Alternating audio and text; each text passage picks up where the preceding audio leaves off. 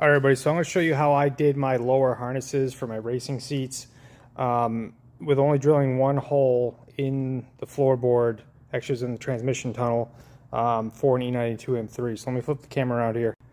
All right, so I'm going to try to do this as quick as I can, keep it within 3 minutes. So I put the seat in, got it in the right driving position for me, marked it, marked these holes in the middle, took it back out, checked underneath. There's no fuel lines or anything right here in the middle. Started drilling just kind of pilot holes, and then when I drilled this one, I didn't realize that this is actually where the tubular kind of unibody frame structure is. Underneath you can see where it's spot welded. So these anchor bolts are not long enough to go through that whole like inch and a half of open space, and then even if it did, I'd be like collapsing that when I tightened it. So my only options were I either drill or use this huge open hole, which was kind of sketchy, and then drill over here, or then put two of them over here and then both belts would go to the right. So instead of doing that, I figured these holes are directly in line with the holes that I wanted to use. So I figured I could just go ahead and put the anchors through there, and I've already tested it. They come up really nicely through the seat and they're not hitting the brackets at all or anything. So that should work out great.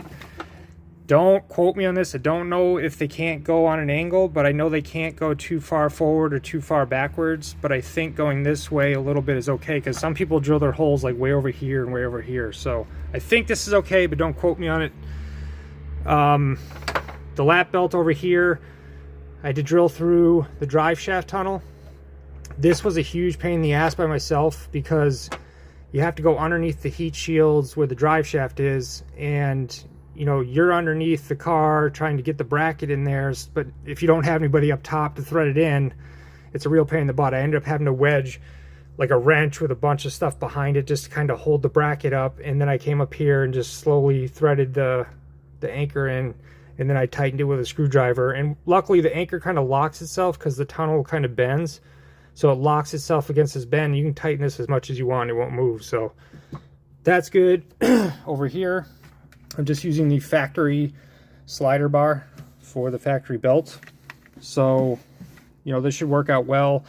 It does kink up a little bit right there, but so does the factory one. And obviously they crash test these things, so it can't really be that big of a deal.